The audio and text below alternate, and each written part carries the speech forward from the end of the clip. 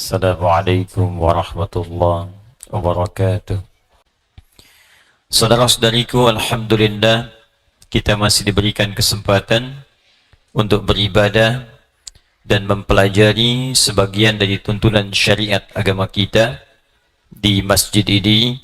Semoga seluruh niat kita diikhlaskan oleh Allah Subhanahu wa taala, karena seluruh ibadah akan bergantung kepada niatnya. Demikian Nabi Muhammad SAW menyampaikan pesan kepada kita dalam satu hadis yang diriwayatkan oleh sahabat mulia Umar ibn al-Khattab Abi Hassin radhiyallahu ta'ala anhu, dan dinukil oleh Al-Imam Al-Bukhari dalam pembuka kitab sahihnya pada nomor hadis yang pertama dalam kitab Bad'ul Wahyi. Innamal a'malu binniyat wa innama likulli imri'in ma nawa. Sungguh seluruh aktivitas, pekerjaan, apalagi ibadah itu akan bergantung kepada niatnya. Ini setidaknya memiliki dua makna utama. Pertama, semua hal yang terkait dengan motivasi, khususnya niat, itu akan sangat menentukan capaian, kesungguhan, dan kesuksesan sebuah pekerjaan. Jadi kalau niat kita sempurna dalam mengerjakan sesuatu, maka motivasi untuk mengerjakan pekerjaan itu pun akan maksimal dan sempurna. Anda niatnya sempurna untuk belajar, maka semua energi kita pun itu akan maksimal digunakan untuk belajar. Anda bekerja dengan niat yang tulus menyempurnakan pekerjaan, maka energi kita pun akan sempurna untuk memaksimalkan pekerjaan yang kita tunaikan. Dalam pendekatan ukhrawi atau akhiratnya, maka niat akan menentukan nilai pahala yang Allah berikan kepada kita terkait aktivitas yang kita tunaikan sebagai ibadah ataukah bukan. Jadi begitu kita kerjakan diniatkan karena Allah, maka berubah ia menjadi ibadah, dan disitulah kemudian memiliki nilai pahala.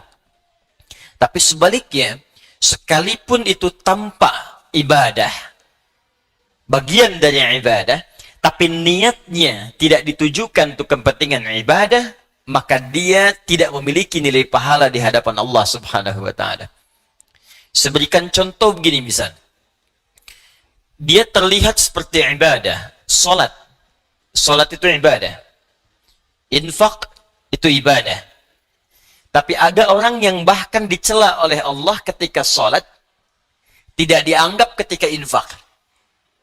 Siapa mereka? Yaitu orang yang tidak meniatkan ibadahnya untuk ibadah. Fawailul lil musallin, celaka orang salat. Anda bayangkan, orang salat ada yang dinilai celaka, apalagi yang tidak salat. Tapi siapa yang salat dan celaka ini? Alladzina hum an salatihim sahun, yaitu orang yang lalai dalam salatnya. Lalai yang dimaksudkan apa? Apakah lalai ini lupa rakaat? Apakah lalai ini melambat-lambatkan salat? Ternyata definisi lalai yang pertama yang disebutkan di ayat ini, teruskan ayatnya, alladzina hum yura'un. Pertama, yang lalai dalam niatnya. Lalai dalam niatnya. Seorang yang ibadah, motivasinya ingin dilihat Allah. Ini yang paling pertama dari niat. Ketika seorang ibadah, maka keinginannya dilihat oleh Allah. Itu yang disebut dengan ihsan namanya. Hadis Muslim, nomor hadis yang ke-8. An ta'budallaha ka'annaka tara, fa illam takun tarahu fa innahu yarak. Maka engkau menjadikan ibadahmu itu semua ingin dilihat oleh Allah. Walaupun engkau tak mampu melihatnya, maka engkau yakin kau diperhatikan oleh Allah Subhanahu wa ta'ala. Ingin dilihat oleh Allah disebut ihsan sifatnya. Orangnya disebut muhsin. Ingin dilihat oleh makhluk, salah niat, maka disebut riya namanya. Alladzina hum yura'un. Maka terlihat seperti ibadah, tapi disebut celaka oleh Allah Subhanahu wa ta'ala karena gagalnya niat. Demikian infak. Orang yang infak dengan tujuan bukan karena ibadah, hanya ingin dilihat oleh orang lain, maka disebut oleh Allah seperti orang yang bekerja tapi tak ada nilai. Seperti mengumpulkan pasir-pasir yang lembut lalu dihempas oleh buih-buih air yang kemudian menghabiskannya. Quran surah kedua Al-Baqarah ayat 264. Ya ayyuhalladzina amanu la tubtilu sadaqatikum bil manni wal adza kalladzi yunfiqu malahu ria'an nas. Hei orang-orang yang beriman, jangan kau gugurkan, batalkan. Jadi ada yang disebut oleh Allah batal amalnya. Salah niat, batal amal. Dikerjakan tapi tak punya nilai. Kayak orang kerja nggak punya gaji. Orang kerja tak dapat upah. Orang ibadah tak dapat pahala. Dan disebut oleh Allah batal amalnya. Seperti orang infak yang mengerjakan infaknya disertai dengan perbuatan yang merusak. Apa diantaranya? Orang infak yang ria ingin dilihat oleh orang lain. Demikian hal pertama yang kita kerjakan dalam setiap aktivitas. Niatkan semua pekerjaan kita karena Allah subhanahu wa ta'ala. Termasuk dalam mengikuti ta'lim yang kita hadirkan pada malam hari ini. Dengan niat yang ikhlas maka sempurna ilmu akan diberikan kepada kita. Dan dengan niat yang ikhlas karena Allah, tingkatkan takwa kepada Allah, maka akan dipermudah kita untuk menangkap dan mengamalkan pengetahuan yang kita pelajari. Itu yang dimaksudkan di intisari Quran surah kedua Al-Baqarah di akhir ayat 282. Wattaqullah wa yu'allimukumullah. Tingkatkan takwamu kepada Allah. Awal meningkatkan takwa kepada Allah memperbaiki niat. Ketika takwa ditingkatkan, wa yu'allimukumullah, maka Allah akan menambahkan padamu tambahan-tambahan pengetahuan. Semoga Allah memberikan kemudahan pada kita, pada setiap apa yang kita pelajari. Kita memulai dengan mendoakan saudara-saudari kita. Semoga yang sampai malam hari ini belum beriman kepada Allah, dikuatkan jiwanya untuk bersyahadat sebelum ia wafat kembali kepada Allah subhanahu wa ta'ala. Semoga para pelaku maksiat pada malam hari ini disadarkan hatinya dan mau bertobat. Dan semoga kita bersama mereka wafat dalam keadaan husnul khatimah insyaAllah. Dan kita juga berdoa semoga segala ujian khususnya penyakit yang tengah kita hadapi bersama saat ini, COVID-19 atau yang dikenal dengan Corona, diberikan kekuatan kita semua untuk menghadapi musibah ini. Khususnya saya ingin menghimbau kepada siapapun kita semua, ada dua hal yang penting kemudian kita maksimalkan terkait dengan kondisi kita, erat kaitannya dengan virus corona yang sedang kita hadapi saat ini. Yang pertama, kita mesti sadar bahwa anatomi tubuh manusia itu terdiri dari 3 bagian. Ini yang diinfokan dalam Al-Quran. Ada fisik, jasad, ada akal, ada roh. Ingat betul ini. Mungkin yang dipelajari di biologi, di kedokteran, itu hanya fokus kepada fisik saja. Anatomi fisik. Yang dipelajari di pengetahuan anatomi akal. Sedangkan roh, tempatnya bukan di pelajaran formal, tempatnya bukan di bidang kesehatan fisik. Ini terkait dengan nilai-nilai spiritual. Sedangkan penyakit biasanya menghantam pada 2 di antara 3 ini. Kalau bukan pada fisik, maka dia menghantam pada roh. Itu yang saling terkait berkelindan. Kalau penyakit akal, biasanya sifat penyakitnya datang dengan sifat malas. Malas baca, malas belajar, ya, malas mengkaji. Itu penyakit akal. Karena setiap bagian anatomi tubuh ini butuh masukan.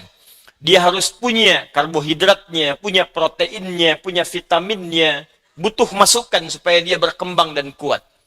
Ya, fisik kita butuh makan. Maka turun ayat-ayat dalam Al-Quran seperti apa mengarahkan fisik untuk mendapatkan masukan-masukan yang terbaik untuk fisik. Quran surah kedua misalnya ayat 168, ayat 172, ya, dan turunan-turunan yang lainnya. Kata Allah, ya ayyuhan nasu kulu mimma fil ardi halalan thayyiban. Hai semua manusia, jaga fisikmu. Cari makan dengan baik. Tak semua yang diinginkan mesti dimakan. Cari yang engkau butuhkan, membuat fisikmu sehat dengan cara yang legal. Jadi kalau tips Al-Quran ingin badannya sehat, badannya kuat, maka kata Allah diantaranya, apa fungsinya? Diturunkan ayat kata Allah, tidak semua yang diinginkan mesti dimakan. Yang menyehatkan itu yang dikonsumsi. Tapi cari dengan cara yang benar. Jangan sampai Anda dapatkan dengan cara yang menyimpang. Kebutuhan fisik. Akal juga sama. Dia butuh masukan, butuh nutrisi. Tidak diberikan nutrisinya, maka akan tumpul bagian dari otak kita. Maka lemahlah kemudian cara berpikir seseorang, sulit mendapatkan pengetahuan. Apa makanannya? Turun ayat. Quran surah 96 ayat pertama. Iqra bismi rabbikal ladzi khalaq. Membaca bagian dari nutrisi akal. Turun ayat tentang mencari pengetahuan dengan cara yang benar. Quran surah ke-58 ayat 11. Yarfa'illahu alladhina amanu minkum walladhina utul ilma darajat. Allah akan mengangkat derajat seseorang ketika dia memenuhi bagian-bagian kebutuhan hidupnya. Tingkatkan imanmu. Yang kedua, tambahkan pengetahuan. Quran surah ke-9 ayat 122. وَمَا كَانَ الْمُؤْمِنُونَ لِيَنْفِرُوا كَافَّةً فَلَوْلَا نَفَرَ مِنْ كُلِّ فِرْقَةٍ مِنْهُمْ طَائِفَةٌ لِيَتَّفَقَّهُوا فِي الدِّينِ وَلِيُنْذِرُوا قَوْمَهُمْ إِذَا رَجَعُوا إِلَيْهِمْ لَعَلَّهُمْ يَحْذَرُونَ. Kata Allah, ayo belajar sampai paham, sampai mengerti. Kalau sudah pandai, balik ke kampung masing-masing, ajarkan orang di kampung supaya mendapatkan pengetahuan yang serupa. Nutrisi terkait akal. Ruh, tidak banyak dipelajari. Sejak zaman Nabi, orang bertanya pada Nabi SAW, Muhammad, apa esensi roh? Bagaimana sifatnya? Bagaimana bentuknya? Apa nutrisinya? Turun Quran surah ke-17 ayat 85 untuk menjawabnya. Yas'alunaka 'anir ruh. Qulir ruhu min amri rabbi wa ma utitum minal ilmi illa qalila. Muhammad sallallahu alaihi wasallam, mereka semua banyak bertanya kepadamu tentang esensi roh. Katakan pada mereka, roh itu urusanku.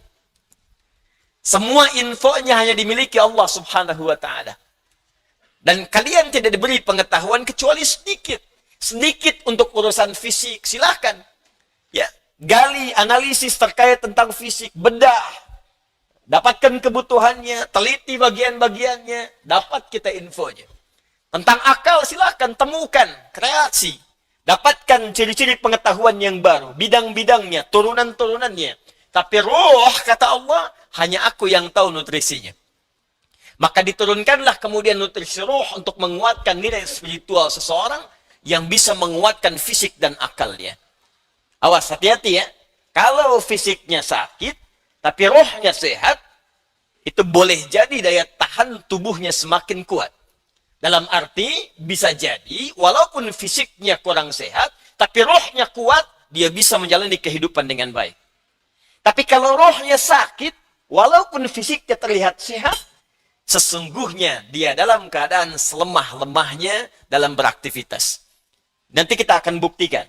Ya, apa nutrisinya? Ibadah. Karena itu tidak ada nutrisi terbaik bagi roh kecuali ibadah.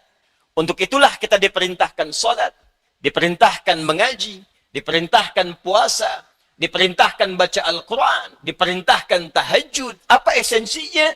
Untuk memberikan masukan kepada roh. Berikan makanannya supaya dia sehat. Berikan makanannya supaya dia kuat.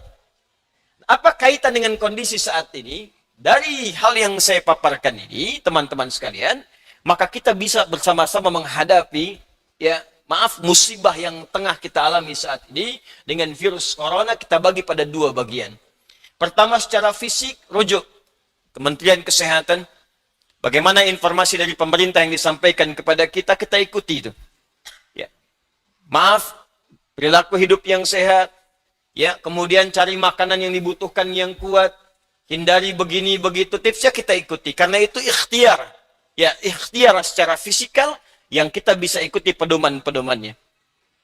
Tapi ada bagian juga yang sangat penting. Yang terkait dengan pedoman roh.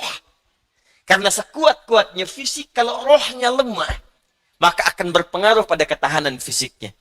Saya beri contoh sederhana begini. Fisiknya kelihatan sehat, tidak ada luka, nggak ada masalah. Cuma rohnya sakit. Iri hati, dengki, perasaan pesimis, perasaan tak enak hati, itu ketika terjadi menimpa roh, dampaknya pasti akan hadir ke fisik. Sakit ini hati, hatinya rohnya yang sakit, fisiknya kuat. Tapi makan jadi nggak enak. Ketemu orang jadi nggak nyaman. Tidur jadi nggak enak. Terbawa ke fisik. Sebaliknya penyakit fisik, kalaupun rohnya bagus, fisiknya kena penyakit, tapi tetap beraktivitas akan tetap semangat. Nabi Ayub itu kan serangan fisiknya kuat. Tapi karena kondisi rohnya kuat, untuk ibadah pun luar biasa. Baru saat kondisi penyakit mengganggu kepada ibadahnya, baru mohon kepada Allah subhanahu wa ta'ala diberikan kesembuhan. Karena itu, terkait dengan ini, saya ingin memberikan pendekatan-pendekatan spiritual, bagaimana kita bisa menguatkan roh, sehingga daya tahan tubuh kita untuk terbantu, ya bisa menguatkan diri, dan setidaknya membangun kepercayaan diri, agar kita tetap beraktivitas dengan sempurna dan sebaik-baiknya. Ini penting saya sampaikan karena beberapa pekan ini saya menerima pesan tidak hanya dari Indonesia, tapi dari saudara-saudari kita yang di luar negeri, khususnya di bilangan Korea, kemudian ada di Jepang, di beberapa tempat bahkan yang jangankan untuk ta'lim, untuk sekedar sholat berjamaah pun sekarang belum diizinkan untuk berada di masjid atau di tempat-tempat terbuka, karena dikhawatirkan tersebarnya dengan mudah virus COVID-19 ini. Ya, kita turut mendoakan insya Allah semoga Allah ringankan, mudahkan dan hilangkan ya penyakit yang dimaksudkan sehingga memudahkan saudara-saudari kita untuk beribadah kembali dengan baik. Ya, kemudian yang kedua saya ingin ajarkan zikir dalam Al-Qur'an yang bisa menguatkan roh tatkala dilanda penyakit-penyakit semacam yang kita hadapi pada saat ini. Satu,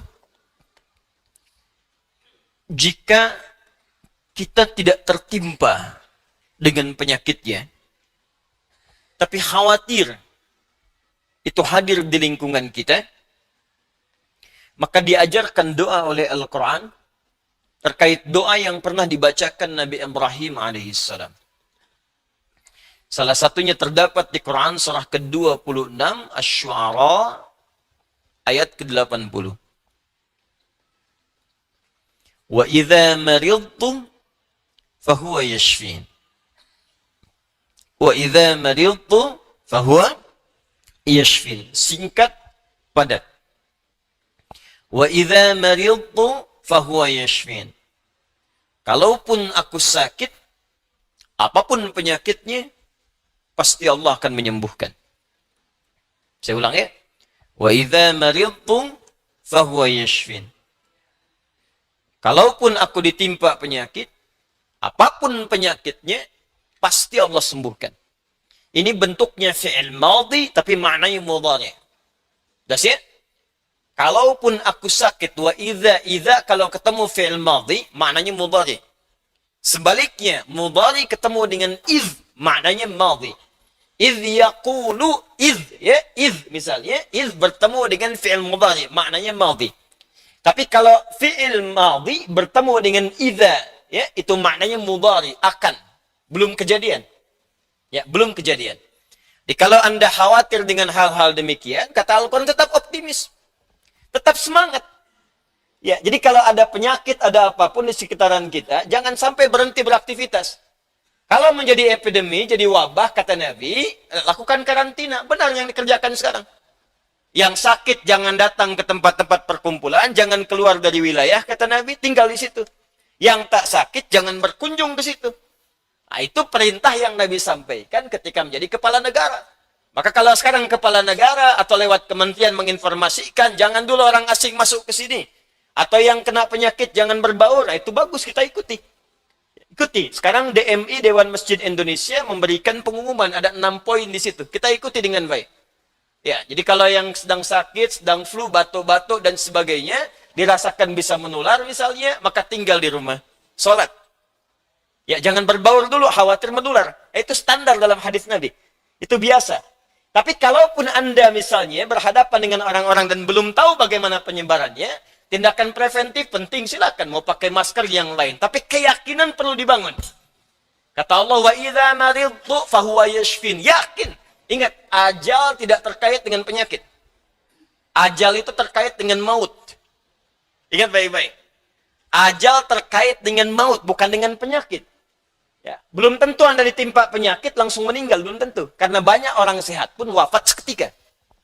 Jadi gak ada kaitan penyakit dengan kematian. Ingat ya, kematian terkait dengan ajal. Quran surah ke-7 ayat 34. Walikulli ummatin ajal. Setiap umat ada batas waktu hidupnya. فَإِذَا جَاءَ أَجَلُهَا لَا يَسْتَأْخِرُونَ سَاعَةً وَلَا يَسْتَقْدِمُونَ. Kalau sudah tiba ajalnya, maka tak bisa Anda mohon dimajukan, tak bisa pun dimundurkan. Nah, ayat ini ingin mengatakan, sudah kalau mau itu urusan Allah. Mau dengan kematian, mau dengan maaf, mau dengan penyakit, mau dengan yang lainnya, kalau tiba ajal ya meninggal. Kalau belum tiba, ya nggak akan wafat. Makanya nggak usah terpikir bunuh diri, nggak ada kerjaan. Minum baygon misalnya 1 kontainer, ya kan? Ya kalau belum tiba ajalnya nggak akan wafat. Ya, jelas ya? Dan kalaupun sedang sakit, jangan dikait-kaitkan dengan kematian. Mungkin yang nengok meninggal duluan. Bisa jadi begitu. Atau dokter yang mengobati, wafat duluan. Ya, mungkin terjadi.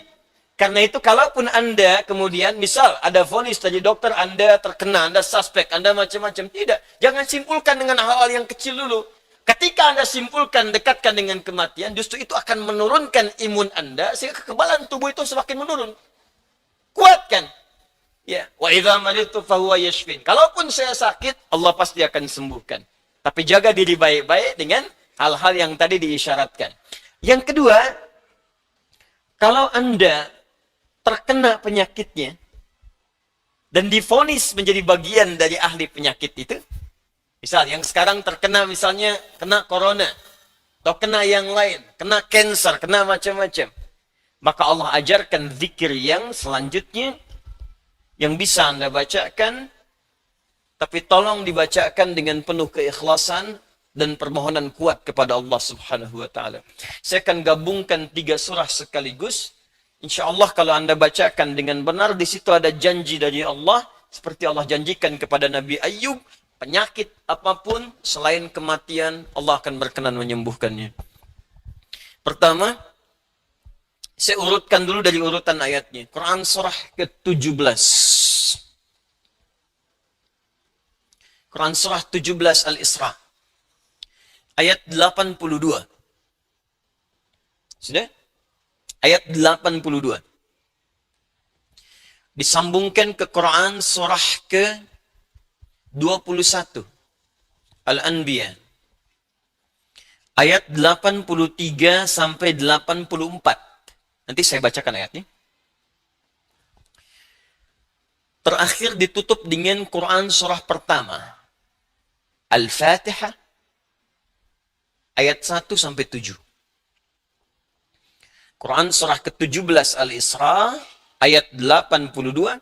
Quran surah ke-21 Al-Anbiya. Ayat 83 sampai 84. Dan ditutup dengan Quran surah Al-Fatihah. Ayat 1 sampai ayat 7. Sekarang perhatikan baik-baik. Awas, ini bukan ilmu takatik ya. Ini isyarat Al-Quran. وَنُنَزِّلُ مِنَ الْقُرْآنِ مَا هُوَ شِفَاءٌ. Ini poinnya.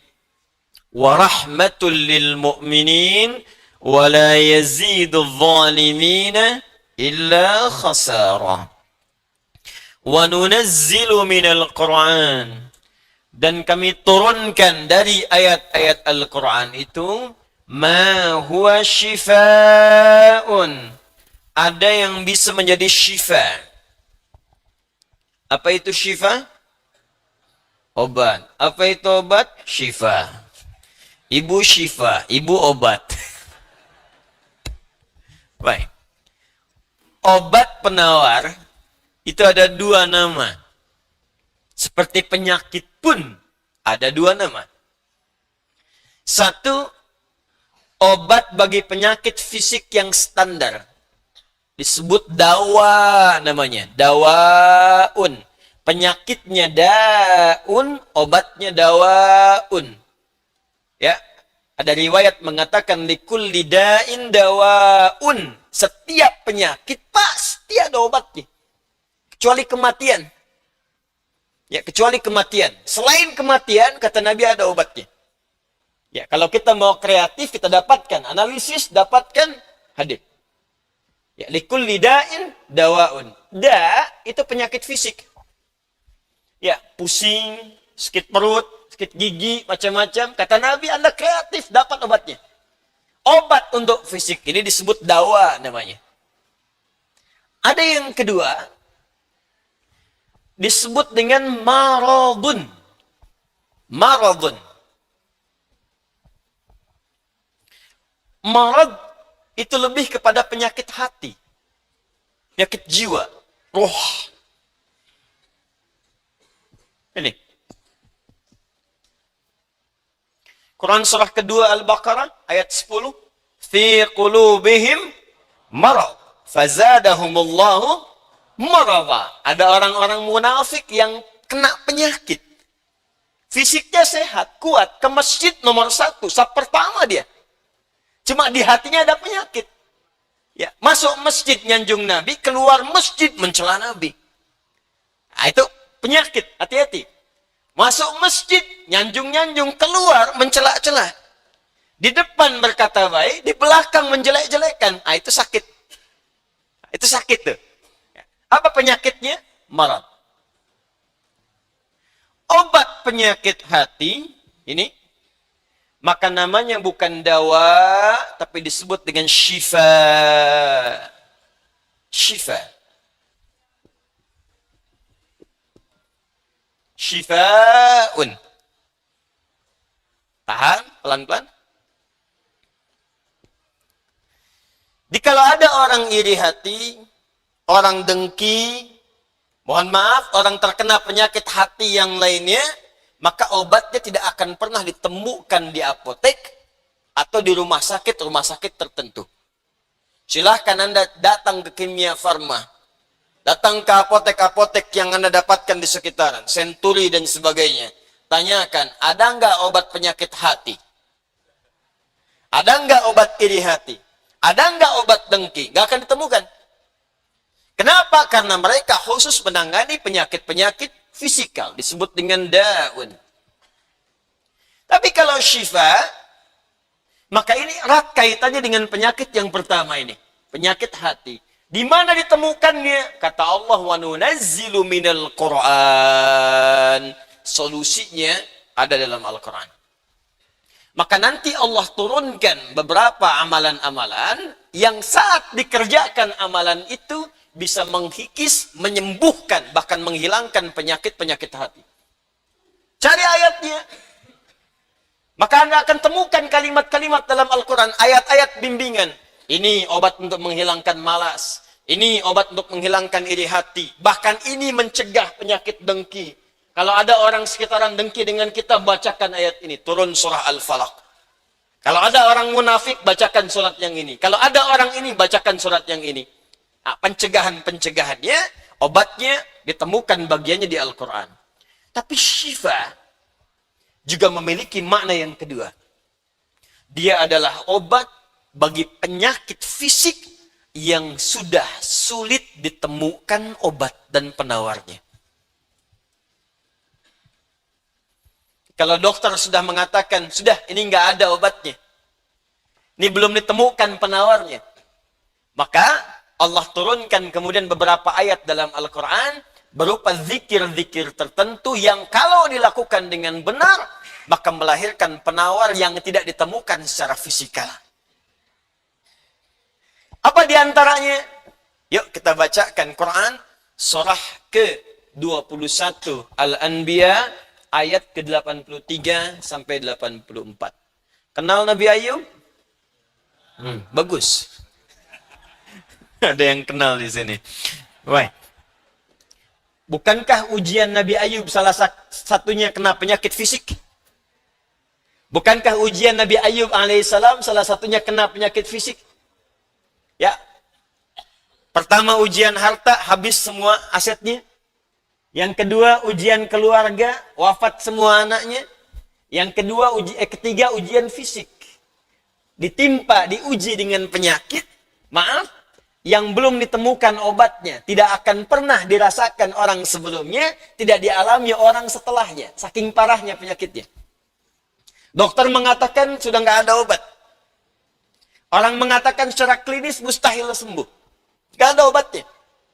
Maka apa yang dikerjakan oleh Nabi Ayyub alaihissalam? Ingat, ini pesan dari Al-Quran. Ada isyarat begini. Ketika manusia mengatakan, makhluk mengatakan ini mustahil, itu tanda pertama dari Allah supaya langsung kita diminta untuk memohon kepada Allah Subhanahu wa Ta'ala. Jadi kalau ada orang mengatakan ini nggak bisa, itu langsung tanda langsung dari Allah supaya tinggalkan pendapat makhluk, minta kepada Khalik. Itu poinnya. Makanya seringkali ujian penyakit itu diantaranya mendorong kita untuk mendekat kepada Allah. Jadi kalau Anda diberikan penyakit sampai parah, nggak menyebut nama Allah juga, perlu dikasih apa lagi supaya ingat sama Allah? Jadi kalau diberikan yang paling parah, nggak sempat menyebut nama Allah juga, Anda perlu dikasih apa lagi? Karena itu seringkali ujian itu, kata Nabi, jika Allah mencintai seorang hamba, diberikan ujian supaya dekat dengan Allah. Innallaha idza ahabba 'abdan ibtala. Allah itu kalau sudah cinta dengan seorang hamba, diberikan ujian supaya ingat, nyebut. Mungkin sebentar lagi wafat, sebut nama Allah, dekatkan diri dengan Allah. Makanya, maaf ya, nikmat kesehatan itu berharga ketika sakit. Ya, syukur nikmat itu datang ketika sakit. Peningkatan ibadah hadir ketika sakit. Begitu diuji, ingat Allah. Nah, ini yang dikerjakan Nabi Ayyub alaihissalam. Begitu penyakitnya sudah mulai mengganggu beliau ibadah, maka perhatikan zikirnya. Amalkan ini, bacakan dengan penuh ketulusan. Wa Ayyuba, dan kami buka kisah Ayyub alaihissalam. Idh nada rabbahu anni massani ad-durru wa anta arhamur rahimin. Ini zikirnya. Anni massani ad-durru wa anta arhamur rahimin. Anda boleh bacakan dari sini. Ya, anni massani ad-durru wa anta arhamur rahimin. Allahumma anni massani ad-durru wa anta arhamur rahimin. Allahumma anni massani ad-durru wa anta arhamur rahimin. Dalam tahajud Anda mohon kepada Allah. Yang divonis misalnya matanya sulit sembuh, yang divonis misalnya ini penyakit gak mungkin sembuh, yang divonis cancer macam-macam, minta Allahumma anni massani ad-durru wa anta arhamur rahimin. Ya Allah, penyakit ini sudah mulai mengganggu saya untuk bisa fokus ibadah kepadamu. Ini kuncinya. Jadi kalau bacakan ayat ini, arahkan ke kepentingan ibadah. Jangan cuma minta sembuh. Sebab yang pengen sembuh pun banyak. Jangankan Anda, yang lain pun pengen sembuh. Apa motivasinya supaya Allah cepat sembuhkan kita? Maka dekatkan kesembuhan itu pada kepentingan ibadah. Minta, ya Allah saya pengen sholat. Berikan kesembuhan pada kaki saya untuk bisa melangkah. Ya. Ini peserta karantina Al-Quran, mungkin sebentar lagi akan datang kisahnya. Ada salah satu matanya yang nggak berfungsi. Divonis nggak bisa melihat. Nggak bisa melihat salah satunya. Dia ikut karantina. Dia baca Quran dengan tulus. Dia berdoa kepada Allah. Sekitar 2-3 hari yang lalu, tiba-tiba dia masuk kamar mandi, dapat cahaya, terbuka, melihat semua. Sekarang matanya bisa melihat normal dua-duanya. Minta, Allahumma anni massani ad-durru wa anta arhamur rahimin. Sebentar.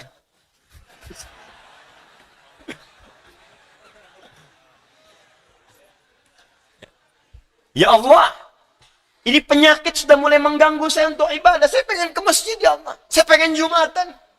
Saya pengen jamaah, ya Allah. Cuman karena ini, saya nggak bisa lagi jamaah. Bukankah engkau menyukai hambamu yang jamaah, ya Allah? Bukankah engkau menyukai hambamu yang sholat bersama, ya Allah? Bukankah engkau menyukai zikir, ya Allah, yang kau dengar setiap waktu, ya Allah? Wa anta arhamur rahim, sedangkan engkau yang paling sayang padaku. Kalau yang paling sayang saja tidak engkau sembuhkan, lantas kepada siapa lagi aku mohon dan meminta? Kalau kepada yang paling sayang saja tidak menyembuhkan, kepada siapa lagi aku mesti meminta? Anda tahu apa jawabannya? Fastajabna lahu fakashafna ma bihi min dhurrin wa atainahu ahlahu wa mithlahum ma'ahum rahmatan min indina, ujungnya wa dzikra lil 'abidin. Kata Allah, kalau ada orang yang mengamalkan zikir ini seperti Ayyub mengerjakannya, aku akan sembuhkan penyakitnya, hilangkan semua kesulitannya, bahkan aku kembalikan aset-aset yang dirasakan hilang. Anda biaya keluar sekian juta, puluhan juta, miliaran dibalikin oleh Allah, seperti Allah mengembalikan Ayyub dan anak-anaknya plus aset-asetnya. Anaknya meninggal 12, sembuh kembali, istrinya hamil lagi. Setiap hamil, lahiran kembar, lahiran kembar. Lahiran sampai 12 kali, anak 24. Aset balik semuanya. Terakhir, bacakan surah Al-Fatihah dengan benar, karena Al-Fatihah disebut langsung juga oleh Nabi sallallahu alaihi wasallam sebagai syifa, sebagai syifa. Seperti pernah kepala suku saya kisahkan di pertemuan awal, tersengat kala jengking dan medis mengatakan tidak mungkin sembuh, diruqyah kemudian dibacakan itu dan Allah berikan kesembuhan. Wallahu a'lam bissawab, ini bagian dari ikhtiar roh. Bukan bagian dari pendekatan-pendekatan obat fisik. Dan semoga dengan itu Allah memberikan ketenangan, kemudahan, dan menghilangkan segala kesulitan di sekitaran kita insyaAllah. Ini sebagai respon dari beberapa saudara-saudari kita yang meminta penguatan dan doa. Sekali lagi kita doakan, semoga Allah meringankan semua apa yang kita hadapi saat ini. Kita akan mulai pelajaran kita setelah menunaikan salat Isya berjamaah. Dan mari kita khusyukkan niat kita khusyukkan ibadah kita. Semoga amal kita diterima oleh Allah Subhanahu wa taala. Assalamualaikum warahmatullahi wabarakatuh. Waalaikumsalam warahmatullahi wabarakatuh. Alhamdulillah. Wassalatu wassalamu ala rasulillah wa ala alihi wa sahbihi wa man walah wa ba'du. Saudara-saudariku, kita melanjutkan kajian kita dan insyaallah kita akan masuki pada bahasan utama setelah kita mendoakan dan menghimbau juga terkait dengan hal-hal yang terjadi di sekitaran kita. Sebelum kita memulai, kita bermohon pada Allah semoga Allah berkenan menerima salat yang telah kita tunaikan. Dan semoga saudara-saudari kita yang belum menunaikan salat Isya berjamaah di belahan bumi manapun diberikan kemudahan oleh Allah Subhanahu wa taala. Hari ini kita akan masuk pada pembahasan surah Al-Baqarah. Setelah dituntaskan pembahasan surah Al-Fatihah di pertemuan yang lalu, kita akan masuk pada bagian yang kedua, surah kedua dalam Al-Quran dari 114 surah yang diturunkan kepada Nabi Muhammad sallallahu alaihi wasallam. Kita masuki surah yang kedua dinamakan dengan surah Al-Baqarah. Seperti biasa, manhaj kita dalam mengkaji ayat-ayat Al-Quran, setidaknya kita akan bahas dengan 3 pendekatan utama. Pertama, kita akan bahas dari sisi bahasa Al-Quran, karena setiap huruf bahkan harakat yang melekat pada firman Allah dalam Al-Quran itu mengandung nilai mu'jizat.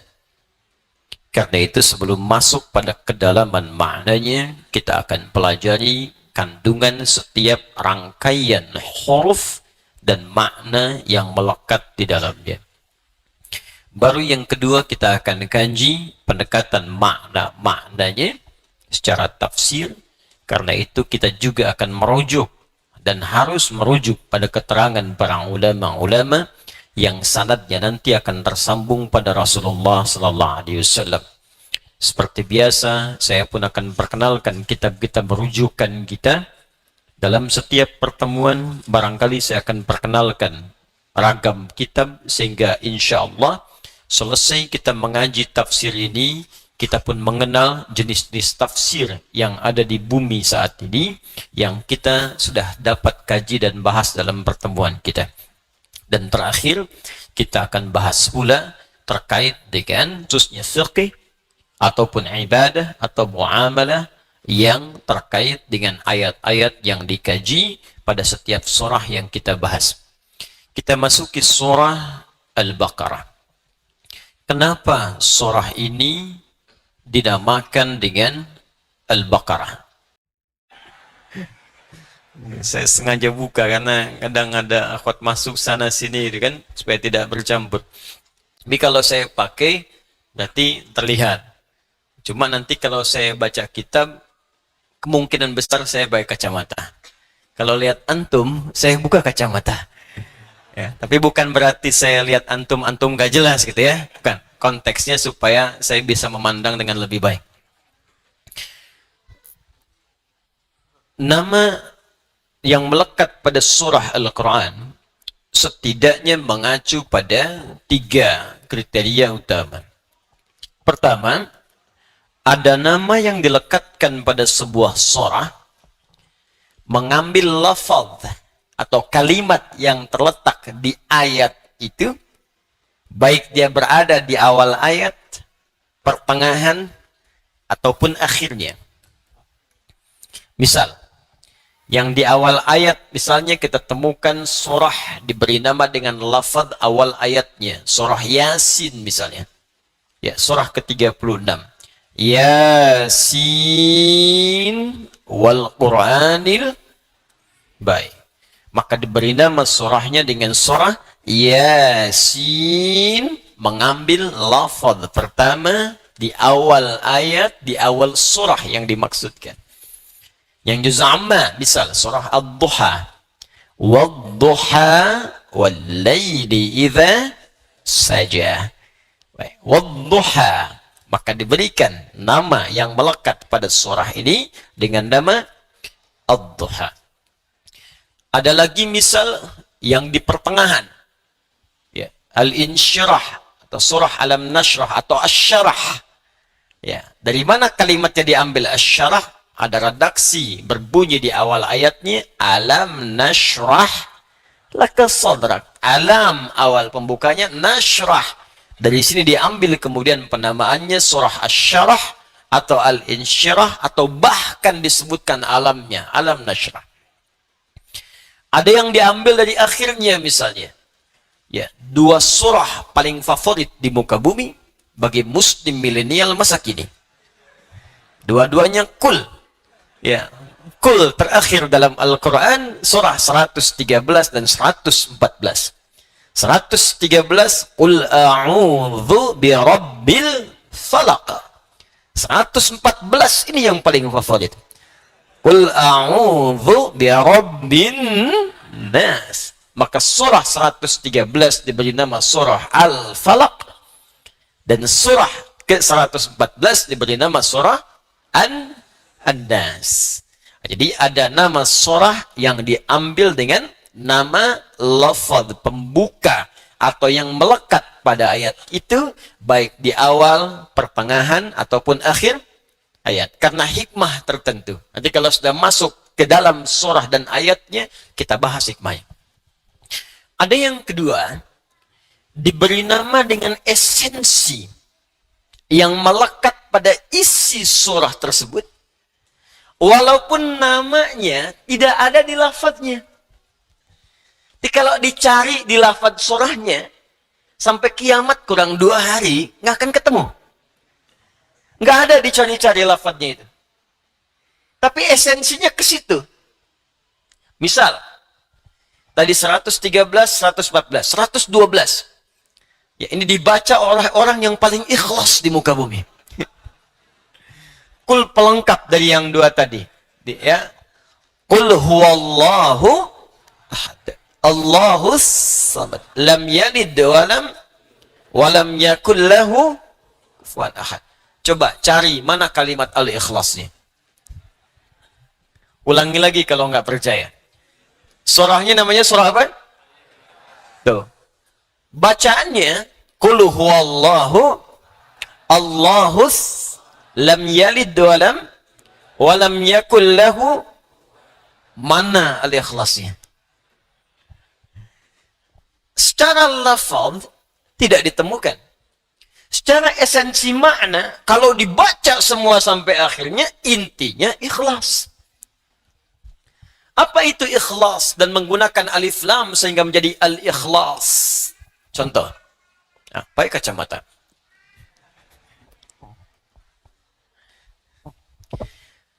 Al-ikhlas, begini tulisannya. Ya.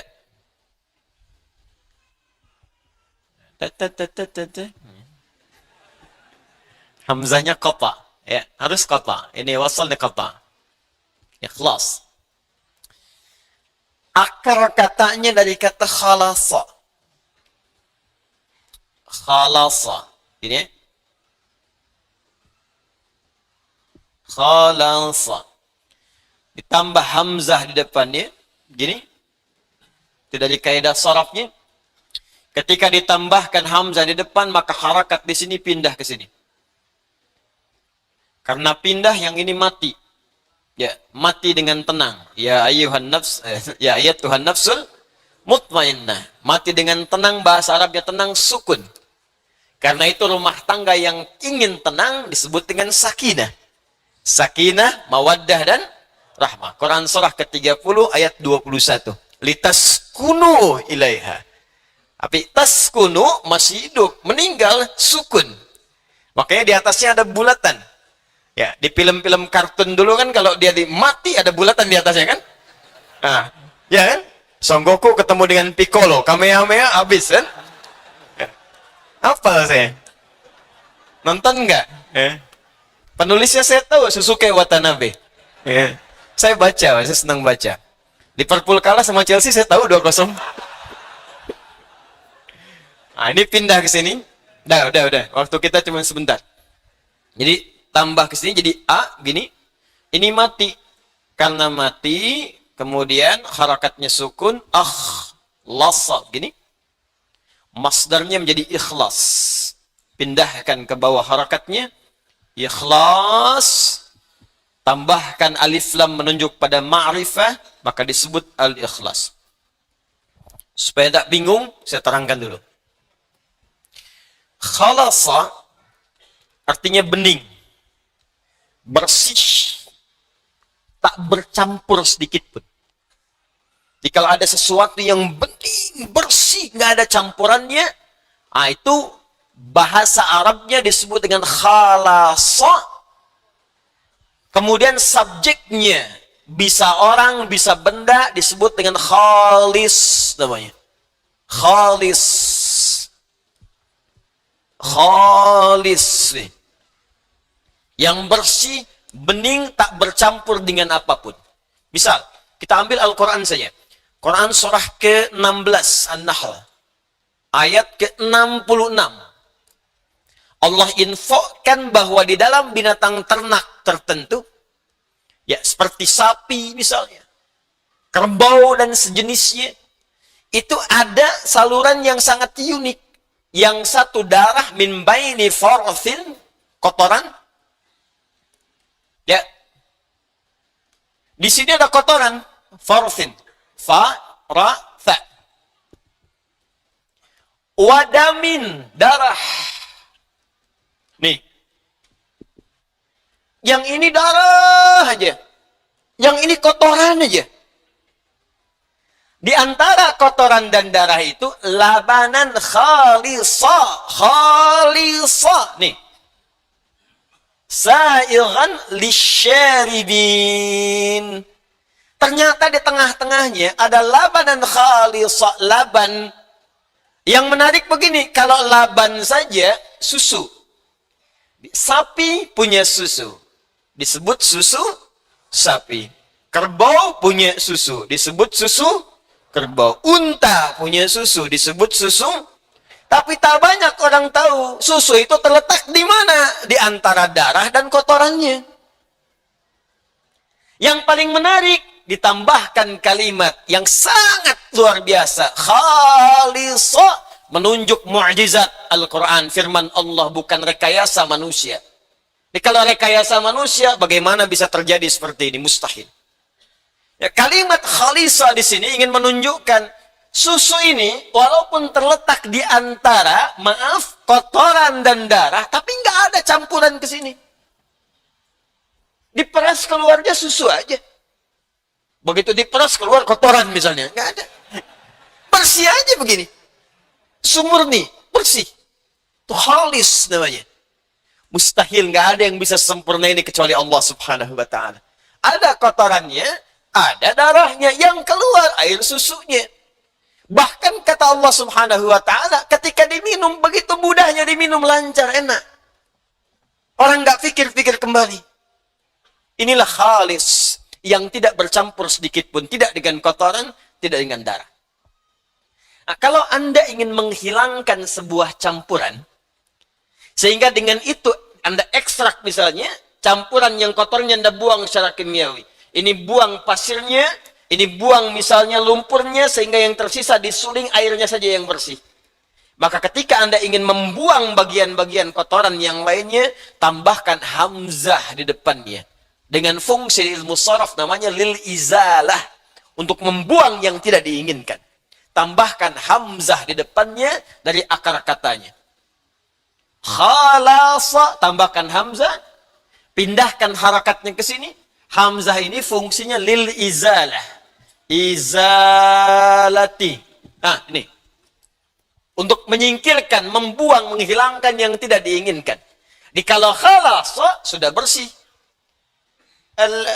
Indaka la'amal al'an, khalas. Apa masih ada pekerjaan sekarang? Sudah selesai. Artinya nggak ada pekerjaan lagi. Beres. Nggak ada campuran yang lain. Ya, selesai. Tapi kalau Anda ingin selesaikan, buang bagian-bagian tertentu, tersisa ininya saja. Maka Anda tinggal tambahkan hamzah di depannya, dan buang campuran-campurannya sehingga menjadikan sesuatu itu murni dan bersih. Tambahkan jadi akhlasa. Nih. Kalau sudah dihilangkan, bersih semuanya, maka menjadi sifat. Masdar. Ya, ism. Maka berubah namanya dari akhlasa menjadi ikhlas. Kalau Anda khususkan pada hal tertentu, misal, saya ingin menyembah Allah saja dan saya hilangkan campuran-campurannya. Ya, saya tidak ingin menyekutukan Allah. Saya tepikan yang lain-lain. Yang saya sembah Allah saja.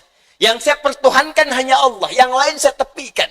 Saya tidak mengakui yang lain, saya buang semua. Hilangkan. Yang saya akui hanya Allah saja. Maka tambahkan alif lam di depannya pada kalimat ikhlas. Menjadi al-ikhlas. Karena itu ketika Anda membaca surah al-ikhlas, maka surahnya hanya menunjuk kepada Allah semata, yang lain buang semua. Qul huwallahu. Katakan Muhammad kalau ingin bertuhan, hanya Allah saja satu-satunya. Ahad itu satu, nggak ada duanya. Apalagi tiga dan sebagainya. Karena itu namanya pun langsung ditetapkan oleh Allah. Di ketika turun pertama kali, itu kalimatnya Rabb semua. Ya. Qul a'udzu birabbil falaq, qul a'udzu birabbin nas, Rabb. Orang-orang Quraisy bertanya, Muhammad, nama Tuhanmu sebenarnya siapa? Kalau Rabb, kami juga punya Rabb. Namanya Lata, Uzza, Manat. Itu Rabb kami. Rabb kamu siapa? Maka turun kalimat dari Allah. Qul, katakan pada mereka. Huwa, yang dimaksud Rabb itu, Allah. Ahad. Sudah. Hanya satu-satunya, nggak ada yang lain. Bahkan namanya pun menunjuk pada yang satu. Saya pernah katakan kepada Anda, ini nama mesti beda dengan nama Tuhan dan makhluk, mesti lain. Kalau Anda ingin menuhankan sosok Tuhan, maka ciri pertamanya kata Al-Quran mesti beda dengan makhluk. Ada khalik, ada makhluk. Kalau makhluk punya sifat ketuhanan, berarti tidak sama. Kalau Tuhan punya sifat makhluk, berarti bukan Tuhan. Jadi yang paling logis antara Tuhan dengan makhluk mesti beda sebeda-bedanya. Makanya ada kalimat dalam Al-Quran singkat, padat, jelas, tepat. Laisa kamitslihi syai'. Gak boleh sama. Makanya namanya pun kata Allah beda.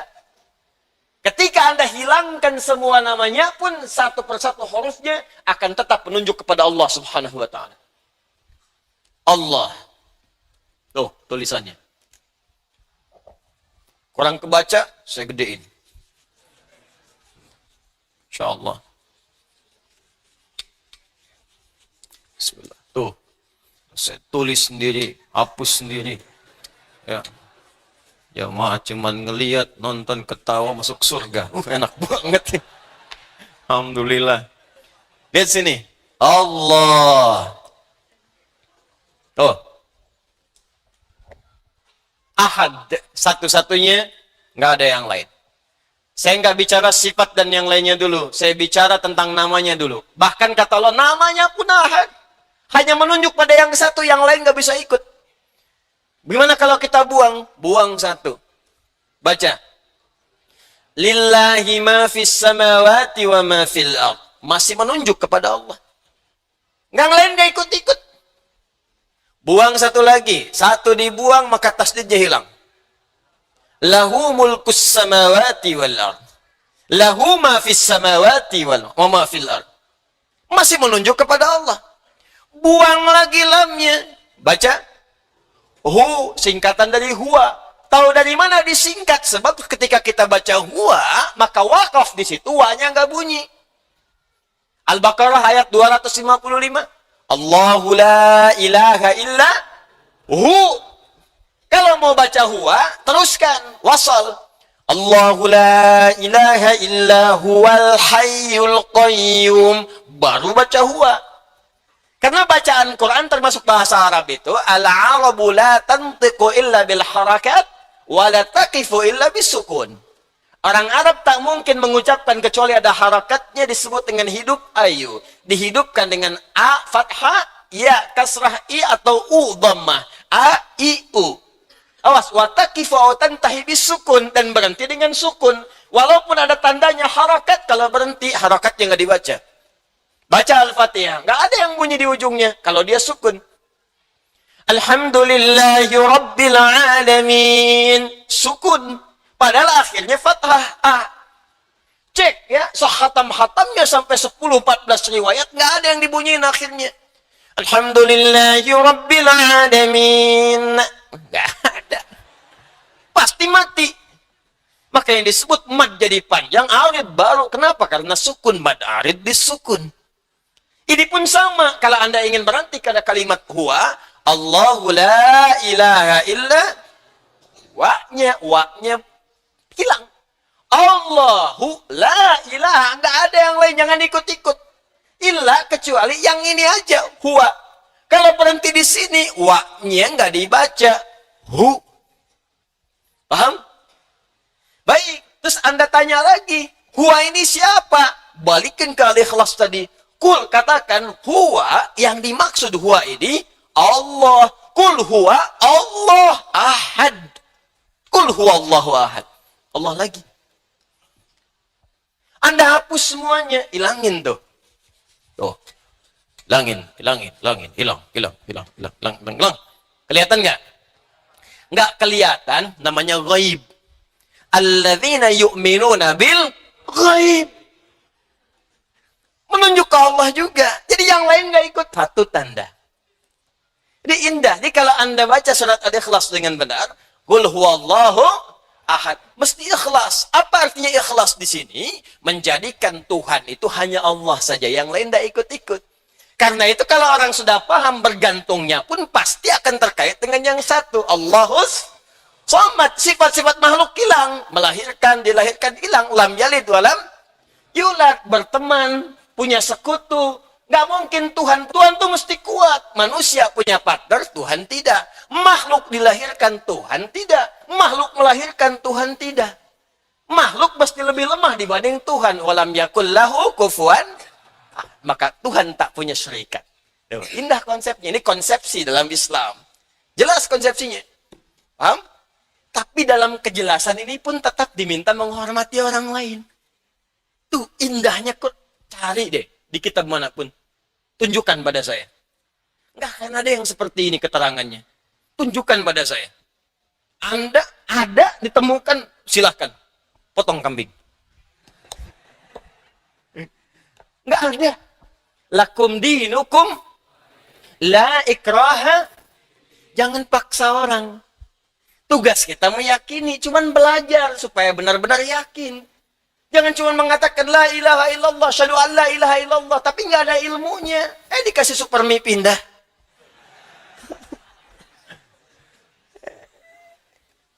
Kasih sarung pindah. Kasih biskuit pindah. Makanya mesti ada ilmu. Ilmu itu kita pelajari. Dikenal dengan ilmu tauhid namanya. Untuk mengesahkan Allah dari kata ahad muncul wahada yuwahidu tauhidan. Itulah yang disebut Quran surah ke-47 ayat 19. Fa'lam annahu la ilaha. Terjemahkan dengan ilmu nahunya. Baca dengan balaghahnya. Fa'lam, maka cepat mesti punya ilmu. Bukan sekedar dengan terjemah, maka ketahuilah. Ya sudah tahu. Yang tahu itu diyakinkan. Bagaimana meyakinkannya? Cari ilmunya, pelajari supaya kita yakin betul menyembah Tuhan yang benar. Harus yakin tuh agama pengetahuan Islam itu. Dituntut kita untuk tahu, cari. Pelajari kenapa Tuhanmu Allah. Itu Allah sendiri yang nyuruh. Sampai benar-benar yakin. Makanya nggak goyah kita. Sampai yakin betul. La'annahu la ilaha illallah. Sampai engkau bisa tetapkan dalam jiwamu. Nggak ada Tuhan selain Allah. Paham? Tapi dalam keadaan ini pun jangan paksa orang. Hormati orang lain. Jangan ganggu. Kalau mau orang lain ibadah, silahkan ibadah. Jangan diganggu mereka. Kalau tanya, kita jelaskan. Kita dakwahi dengan baik. Mau masuk, alhamdulillah. Mau tidak, itu pilihan. Fair kan? Toleran tidak? Nah, maka saya sering katakan, jangan ajarkan toleransi pada umat Islam. Sudah khatam, Cepi. Sudah lengkap semua. Toleransi, menghormati sudah. Tapi standar dalam setiap keyakinan, merasa yang diyakini itu benar. Itu sudah standar. Sudah standar. Saudara sebangsa kita, misalnya yang Kristen, yakin Kristen benar, makanya masuk Kristen. Yakin Hindu benar, masuk Hindu. Yakin Buddha benar, masuk Buddha. Kita yakin Islam benar, makanya kita Muslim. Jadi kalau ada orang mengatakan agama saya benar, itu sudah standar. Jadi kalau ada orang mengatakan begini, jangan mengaku paling benar, yang lain juga benar. Itu orang kurang sehat. Dia nggak tahu cara berpikir yang benar. Sudah pasti semua pemeluk agama meyakini agamanya itu benar. Sudah pasti. Itu udah nggak perlu diajarkan kembali. Tapi bagaimana menunjukkan kebenaran yang sejati? Maka Quran menawarkan dengan elegan. Silahkan pelajari. Nih standar Tuhan begini. Yang di luar standar bukan Tuhan. Dan diajak berpikir kita cerdas. Ayo berpikir dengan objektif. Begini, begini, begini muncul tulisannya. Dan muncul aturannya. Itu yang dikenal dengan ikhlas. Maka orang yang baca dan khatam al-ikhlas tidak akan mengatakan di lisannya semua agama sama. Menuju Tuhan yang sama. Walaupun caranya beda-beda, artinya dia belum hafal surah Al-Ikhlas. Baru bisa baca. Ya, kalau sudah khatam, sudah hafal, terpati dalam jiwanya, hormati saudara sebangsa kita yang lain. Jangan ganggu mereka. Jangan macam-macam, bikin bom panci, bom kartel, bom kulkas, bom macam-macam, datang ke tempat ibadah orang, nggak boleh. Haram hukumnya. Jelas di sini? Nah, itu bagian yang kedua, penamaan sebuah surah didasarkan pada nama esensi atau makna yang melekat di dalam surah itu. Yang ketiga, terkadang ada kisah yang sangat inspiratif. Yang hikmahnya akan terbawa dalam setiap masa. Pada kehidupan setiap umat manusia. Karena itu sifatnya akan abadi. Karena sifatnya abadi melewati setiap masa dan waktu, diumumkanlah, diinfokan, dan diajarkan oleh Al-Quran, supaya manusia belajar dari kisah ini, kalau baik bisa diteruskan, kalau buruk dia tidak berulang. Maka di antara penamaan surah dalam Al-Quran, adalah yang diberikan dengan nama-nama kisah yang dimaksudkan. Salah satunya adalah nama bagi surah yang kedua, dalam susunan mushaf pada Al-Quran diberi nama dengan surah Al-Baqarah. Surah Al-Baqarah ini menganut bagian yang ketiga, yaitu disebutkan penamaannya atas kisah inspiratif yang terjadi pada satu masa yang hikmahnya ingin disampaikan oleh Allah kepada kita umat manusia tanpa mengenal batas dan waktu. Seperti apa kisahnya? Bagaimana kemudian inspirasinya? Seperti apa di awali ayat sampai akhirnya? Ini yang coba kita akan baca dalam kesempatan malam hari ini. Jelas sampai sini? Apa artinya Al-Baqarah? Sapi betina. Kalau sapi jantan?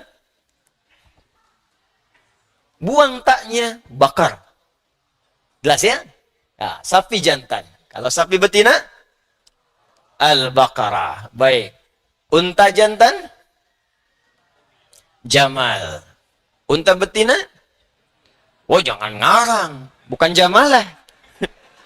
Enggak semua yang betina itu atau yang kemudian gendernya beda mesti tambah tak. Tidak semua begitu. Nanti repot begitu kan? Masjid itu buat laki-laki, buat perempuan masjidah. Ini tidak. Nah, unta jantan jamalun. Unta betina naqatun. Naqatallahi wasuk. Ya, fakadzabuhu fa'aqaru. Ha. Unta jantan jamal hatta yalijal jamalu fi samil khiyat. Jelas? Kalau unta saja nggak tahu jantan atau betina, ibil. Ibil.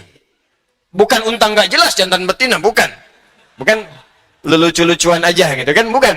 Ini unta kalau kita belum tahu ini jantan atau betina umum namanya ibil. Afala yanzuruna ilal ibili kaifa khuliqat. Apakah dia jantan atau betina? Kalau sudah tahu jantan jamalun, betina naqatun. Jelas? Unta yang ditunggangi punya bagian beban tunggangan. Apa namanya? Ba'ir. Nah, unta itu punya banyak nama. Kalah antum mau unta. Nanti lain waktu kita bahas. Nah, sekarang Baqarah itu sapi, betina secara terjemahan. Tapi ingat, membaca Al-Quran dan share tentang nama surah tidak boleh dengan terjemahan. Terjemah itu hanya untuk mendekatkan makna pada keterangan yang akan kita gali. Tapi share ini tetap menggunakan bahasa Arabnya. Karena mu'jizat. Ya, termasuk nama-nama melekat pada Al-Quran mu'jizat. Yang kalau disebutkan terjemahannya hilang sifat mu'jizatnya. Akhi lagi merajaah surat apa? Al-Baqarah. An-Nisa, Ali Imran, An-Nahl. Senang semua. Ukhti lagi merajaah surat apa? Surat emak-emak. Hilang. Anda apa? Surat semut. Ya. An-Nisa tadi, An-Naml yang berikutnya. Kan gak enak kedengarannya. Nah, apa kisah yang terjadi dalamnya sehingga disebutkan Al-Baqarah kita bacakan. Kemudian keterangannya, saya bawa kitab namanya Qasasul Quran. Karangan Syekh Muhammad Ali Qutb. Nah, nanti kalau sudah masuk pada kisah yang lain, mungkin satu saat saya akan bawakan infokus, mungkin di sini dipasang.